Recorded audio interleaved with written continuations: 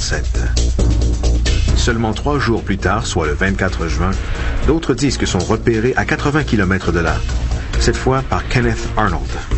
Son signalement de 9 ovnis brillants en forme de soucoupe a remué tout le pays. Son histoire apparut dans les journaux de tous les États-Unis, faisant de lui l'expert mondial non officiel en matière d'ovnis. 2 semaines plus tard, le 7 juillet 1947, un disque volant se serait écrasé en bordure de Roswell, au Nouveau-Mexique. Pourrait-il y avoir un lien entre ces 3 événements? Entre-temps, Harold Dahl, qui avait jusque-là gardé le silence, a décidé de parler de ce qu'il avait vu. Kenneth Arnold est allé le rencontrer pour qu'ils puissent comparer leurs expériences.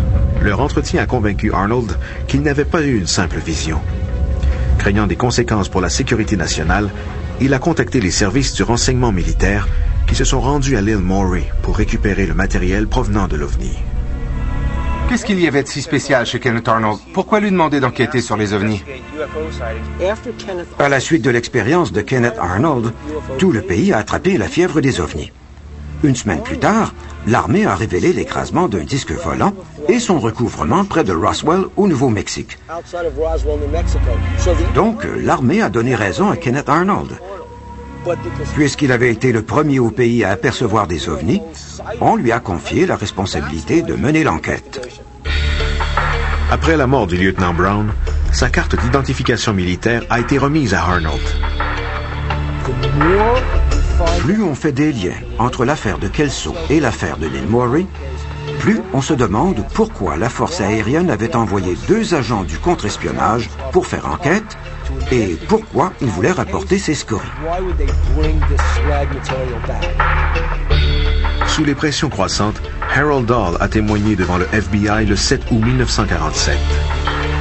Jusqu'à sa mort, Dahl a continué de soutenir que son expérience était bien réelle.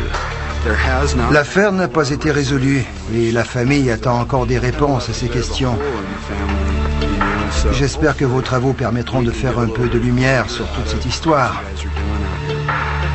Ce n'est pas une invention qu'on ne trouve que dans les livres ou dans le cyberespace.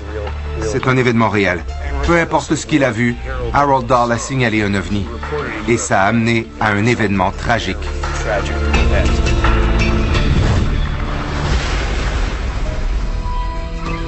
Est-ce qu'il s'agit de scories ou pas? C'est une bonne question. Au labo, nous verrons quelles sont les réactions possibles avec la Terre, avec le milieu organique de cet endroit. Il reste encore à faire le lien entre les matières que nous avons trouvées sur la plage de l'île Maury et celles que nous avons ramassées ici à Kelso. Pour pouvoir établir un lien physique, il faudra faire des tests en laboratoire.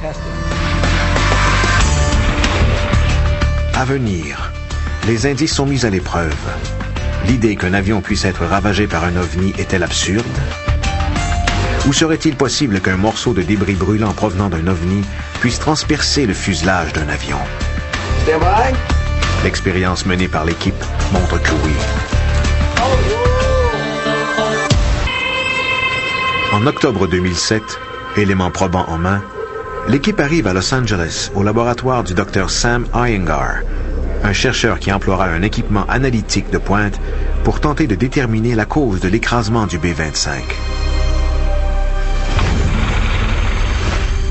Nous nous trouvons dans les majestueuses collines de l'Orange County, au labo du Dr Sam.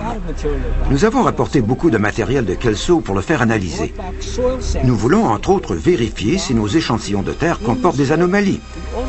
Nous avons aussi apporté le joint de caoutchouc provenant du réservoir d'essence du B-25. Nous verrons si un bris mécanique et plus spécifiquement l'incendie décrit par le sergent technique aurait pu causer l'explosion du réservoir d'essence qui a entraîné l'avion au sol. Le spécialiste en sciences Ted Ackworth les rejoint. Il vient de terminer son analyse des échantillons de débris rapportés de l'île Maury.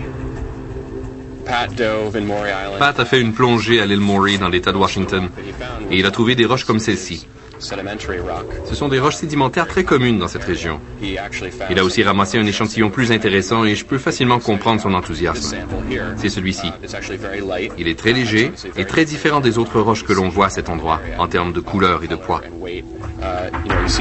Sa surface comporte de petites bulles et sa texture vésiculeuse pourrait ressembler à du métal qui aurait surchauffé et qui aurait commencé à se gazéifier.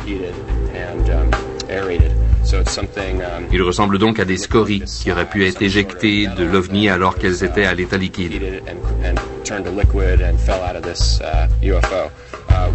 Mais en fait, il s'agit d'une roche ignée, c'est-à-dire une roche qui a été façonnée par une activité volcanique et qui a été poussée à l'extérieur du manteau. Je ne pense pas que ce soit un fragment de scorie extraterrestre, mais je peux comprendre que Pat l'ait supposé.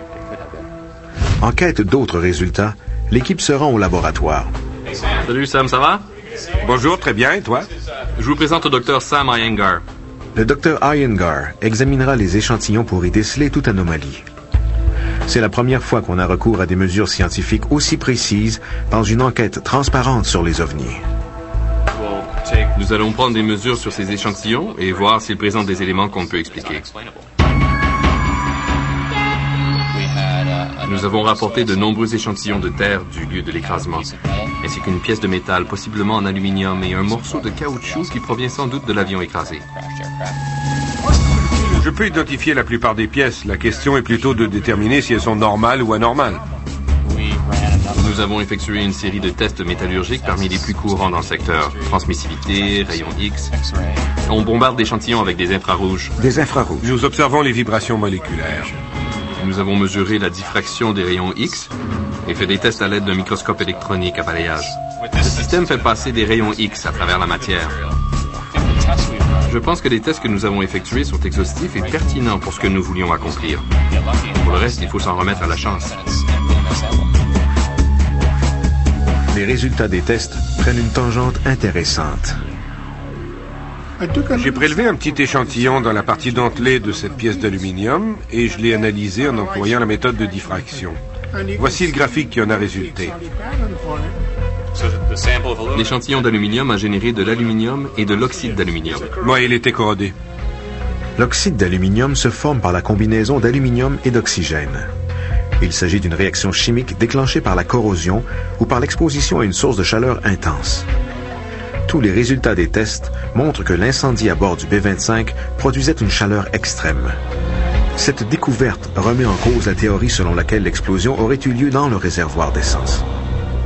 Le Dr Iyengar examine ensuite les échantillons de terre provenant du site d'écrasement. Voici les diagrammes de diffraction des rayons X pour les 4 échantillons de terre. L'échantillon provenant du sol près du moteur et celui qui a été prélevé 5 mètres plus loin sont presque identiques. Mais pourquoi sont-ils si prononcés? Des pics prononcés indiquent une augmentation de la cristallinité, ce qui peut se produire notamment par application de chaleur. La cristallinité des échantillons donne une bonne idée de l'intensité et des effets de la chaleur à laquelle ils ont été exposés. Mais la question principale demeure sans réponse. Qu'est-ce qui a bien pu causer le fatal incendie? Si on me dit, peut-être qu'il y a eu